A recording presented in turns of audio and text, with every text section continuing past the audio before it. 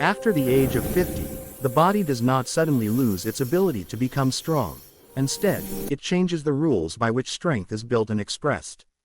Biology is not a story of breakdown, but of adaptation. Tissues that once recovered quickly now prioritize protection. Joints that once tolerated repeated compression now seek smoother distribution of force. The nervous system, shaped by decades of experience, becomes more conservative, favoring stability and predictability over raw output. When people interpret these shifts as weakness, they often push harder in ways that no longer serve them. But when they are understood as intelligent adaptations, they become a guide toward smarter movement rather than a barrier to progress. Muscle does not exist in isolation.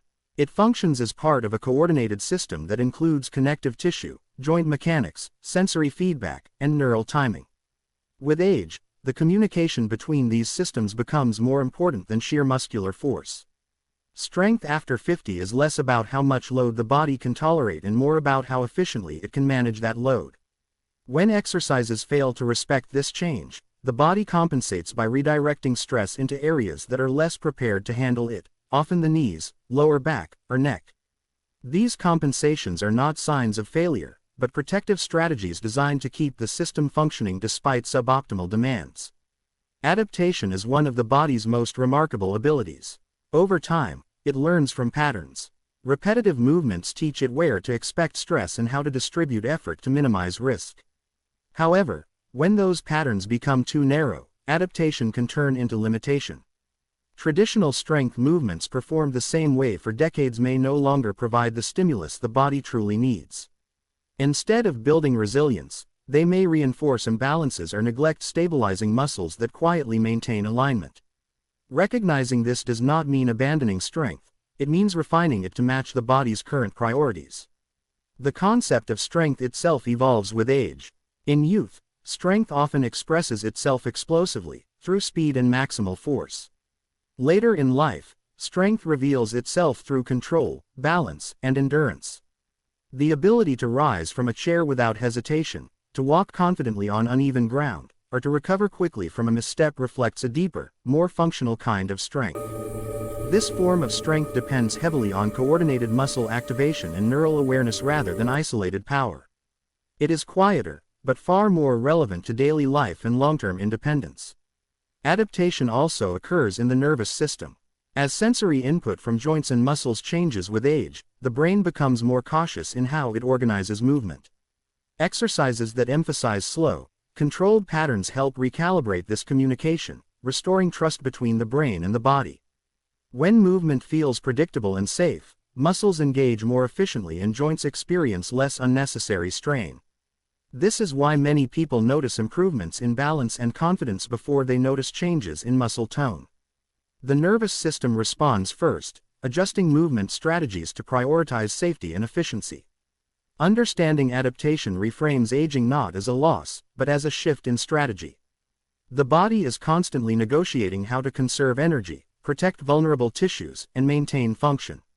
When exercise aligns with these goals, progress feels natural rather than forced. Pain decreases not because the body has been overpowered, but because it has been supported. Strength grows not through domination, but through cooperation with biological reality. This perspective invites patience and curiosity instead of frustration, allowing individuals to work with their bodies rather than against them. Adapting training to match the body's evolving needs is an act of respect for its intelligence. It acknowledges that decades of lived experience have shaped a system that values efficiency and balance over excess. When strength is approached through this lens, exercise becomes less about proving capability and more about sustaining it. The body responds by moving more freely, more confidently, and with greater resilience, not because it has been pushed beyond its limits, but because it has been allowed to express strength in the way it now understands best. For many years, strength training has revolved around movements that push the body straight up and down, reinforcing the idea that power is something generated vertically against gravity. Squats fit neatly into this philosophy, emphasizing downward loading and upward force. While this approach can build muscle, it does not fully reflect how the body maintains stability in real life, especially as it ages. Human movement is rarely confined to a single plane. Walking, turning, reaching, and regaining balance all involve subtle shifts from side to side, requiring the body to control motion laterally while remaining upright. After 50, this lateral control becomes increasingly important, because it is closely tied to balance, coordination, and injury prevention. As the body ages, the structures that manage stability begin to change in quiet but meaningful ways. Joint surfaces lose some of their cushioning, ligaments become slightly less elastic, and reaction times slow by fractions of a second. These changes are small individually, but together they alter how the body responds to sudden shifts in weight. When a movement demands vertical force without sufficient lateral support, the body often compensates by allowing the knees to drift inward or the pelvis to tilt. These compensations are subtle and often unnoticed, yet over time they increase strain on joints and disrupt alignment. This is why exercises that focus solely on vertical loading may feel increasingly uncomfortable or unstable for older adults. Lateral stability is governed largely by the hips and the muscles that control side-to-side motion. These muscles act as brakes and guides, keeping the pelvis level and the spine aligned as the body moves. When they are undertrained, the body relies more heavily on passive structures such as ligaments and joint surfaces to maintain balance. This reliance increases the risk of pain and injury, not because the muscles are weak, but because they are not being asked to perform their most important role. Training lateral stability teaches the body how to distribute forces more evenly, reducing stress on vulnerable areas like the knees and lower back. The nervous system plays a central role in this process. Balance is not purely a muscular function, it is a coordinated effort between sensory input, brain processing, and motor output. As we age, the brain becomes more cautious in how it organizes movement, prioritizing safety over speed. Exercises that challenge lateral control in a controlled manner help recalibrate this system. They provide clear feedback about where the body is in space, allowing the brain to refine its predictions and responses. This improves confidence in movement and reduces the likelihood of sudden, uncoordinated reactions that lead to falls. Vertical strength can be impressive, but without lateral stability, it lacks context. A person may be able to generate force upward yet struggle to maintain balance when stepping off a curb or turning quickly. This disconnect highlights the difference between gym strength and functional strength. Functional strength supports the tasks of daily living, adapting to unpredictable environments and uneven surfaces. It relies on the body's ability to control motion in multiple directions, not just one. By emphasizing lateral stability, exercise becomes more relevant to real-world demands and less likely to provoke unnecessary strain. Reframing strength in this way does not diminish the value of traditional exercises, it places them within a broader understanding of movement. For older adults, the priority shifts from maximizing force to optimizing control. Lateral training restores symmetry and balance, ensuring that muscles work together rather than in isolation.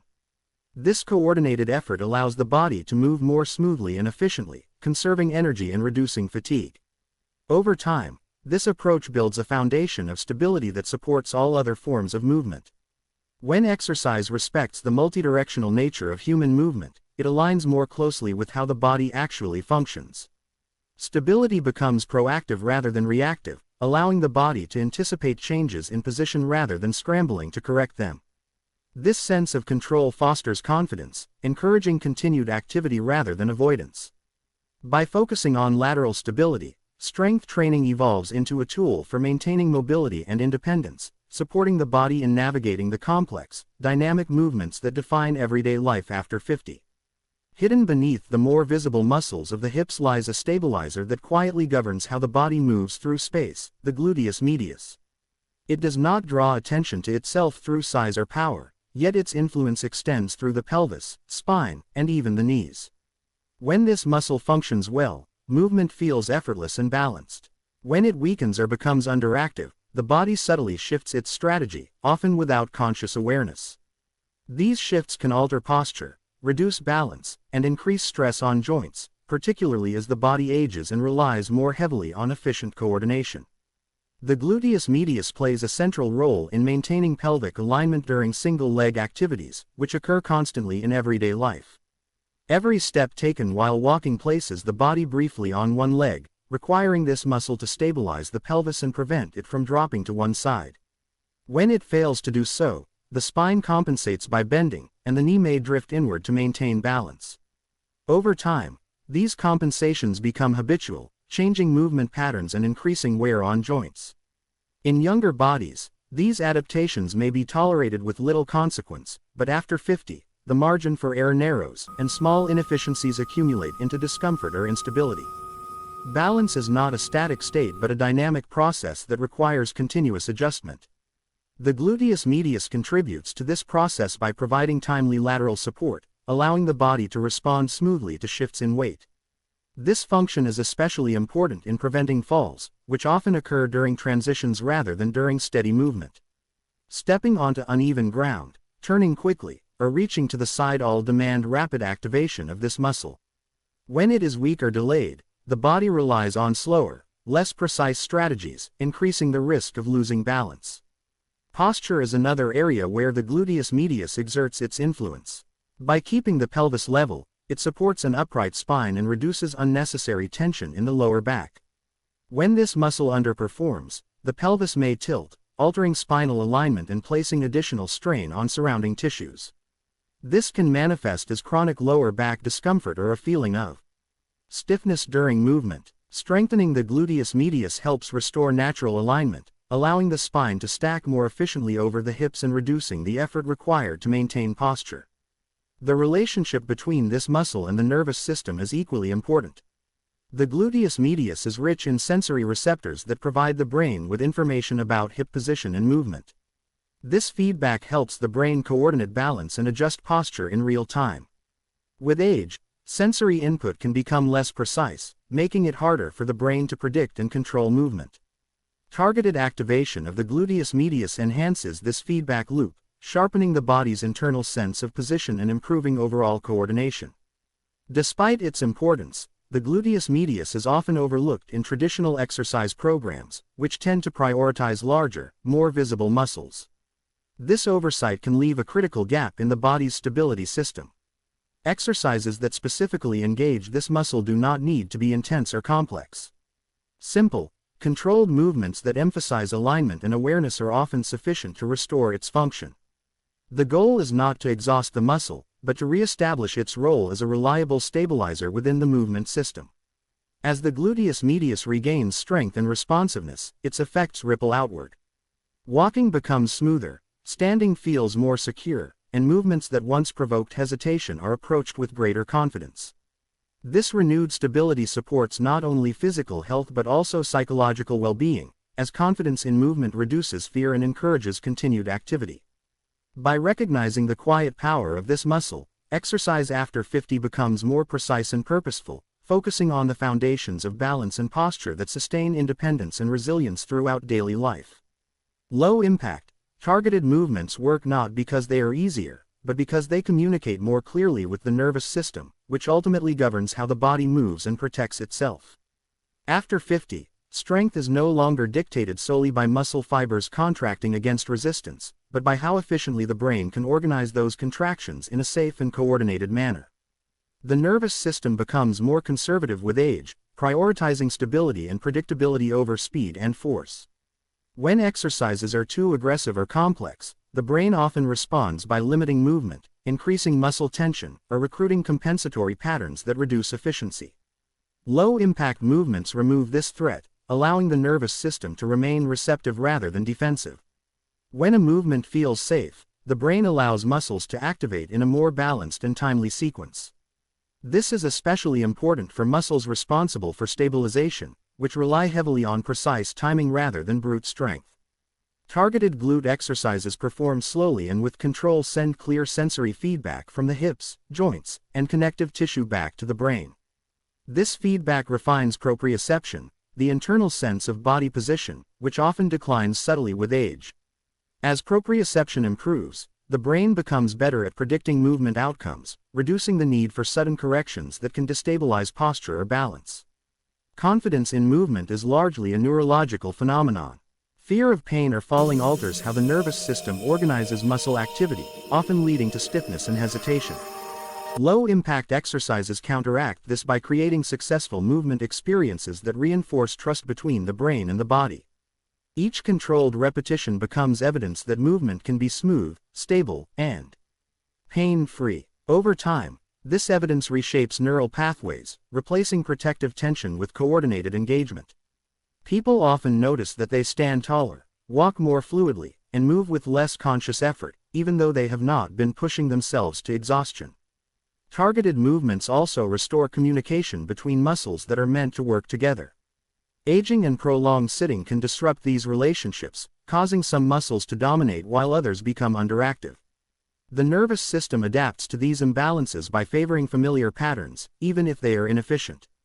Low-impact glute exercises gently reintroduce neglected muscles into the movement conversation, reminding the brain of alternative strategies for stability. This redistribution of effort reduces overload on joints and connective tissue, making movement feel lighter and more controlled. Another critical aspect of low-impact training is its effect on reaction time. Balance is not about remaining perfectly still, but about responding effectively to change. Small perturbations during controlled exercises teach the nervous system how to make quick, accurate adjustments without panic. These adaptations transfer directly to daily life, where unexpected challenges such as uneven ground or sudden turns require rapid coordination. As the nervous system becomes more adept at handling these situations, confidence grows, and the fear of losing balance diminishes. Low-impact movements also encourage consistency, which is essential for neurological adaptation. The nervous system responds best to frequent, manageable input rather than sporadic, intense stress. Exercises that can be performed regularly without fatigue or discomfort provide the repeated signals needed to reinforce new neural patterns. This consistency accelerates learning and solidifies improvements in coordination and stability. Instead of feeling depleted after exercise, individuals often feel more energized and grounded, which further reinforces the habit of movement. By retraining the nervous system through targeted, low-impact exercises, strength becomes something the body trusts rather than resists. Movement shifts from a task that requires effort and vigilance to one that feels natural and intuitive. The body no longer braces against itself, but moves as a cohesive system guided by clear neural signals and balanced muscle engagement, allowing confidence to return gradually through control, awareness, and repeated success. Smarter exercise is ultimately about preserving independence, because independence is the real measure of health as we age. It is the ability to move through daily life without hesitation, to trust the body in ordinary moments, and to maintain choice and autonomy without relying on others. After 50, exercise is no longer just about building muscle or burning calories. It becomes a strategy for protecting the systems that allow us to live on our own terms. When movement respects how the aging body functions, it supports not only physical capability but also confidence, dignity, and long-term resilience. Independence depends on movement patterns that are reliable rather than impressive. Standing up from a chair, stepping into a car, carrying groceries, or turning quickly to maintain balance are the movements that define everyday freedom. These actions require coordination between the hips, core, and nervous system far more than they require maximal strength. Smarter exercise recognizes this and prioritizes stability, control, and awareness over intensity. By training the body to manage load efficiently and adapt to subtle changes in position, exercise becomes directly relevant to real life rather than disconnected from it. The aging body functions best when it feels supported rather than challenged aggressively. Joints that have experienced decades of use respond better to movements that distribute force evenly. Muscles that have adapted to habitual patterns need reminders to work together rather than compete. The nervous system, shaped by years of protecting against injury, responds positively to predictability and clarity. Smarter exercise aligns with these realities by reducing unnecessary strain and reinforcing cooperation within the body. This approach allows strength to emerge naturally as a byproduct of efficient movement rather than as the result of constant pushing. Protecting independence also means minimizing the risk of injury, which can quickly erode confidence and mobility. A single fall or joint injury can lead to prolonged inactivity, initiating a cycle of deconditioning that is difficult to reverse. Exercises that emphasize balance, hip stability, and controlled movement reduce this risk by strengthening the body's ability to respond to unexpected challenges. When the body learns to adjust smoothly instead of reacting abruptly, it becomes more resilient to the small disruptions that occur in daily life. Smarter movement also supports mental well-being. Confidence in the body reduces fear, and reduced fear encourages continued activity. This positive feedback loop is essential for maintaining an active lifestyle into later years. When exercise feels approachable and effective, it becomes something people look forward to rather than avoid. Consistency replaces intensity as the driving force behind progress, and small daily movements accumulate into meaningful improvements in strength, balance, and mobility. Another important aspect of independence is energy management. Movements that are inefficient or poorly coordinated drain energy and increase fatigue. Smarter exercise improves movement economy, allowing the body to accomplish tasks with less effort. This efficiency preserves energy for activities that bring joy and purpose, whether that means spending time with family, traveling, or engaging in hobbies. By reducing unnecessary muscular tension and joint stress, the body feels lighter and more capable throughout the day. Ultimately, respecting how the body works now is an act of long-term thinking. It acknowledges that the goal is not to replicate the abilities of youth, but to maximize function in the present. Smarter exercise adapts to changing biology without surrendering strength or vitality. It allows the body to remain capable, confident, and responsive, supporting independence not as a temporary achievement, but as a sustained way of living that evolves gracefully with time.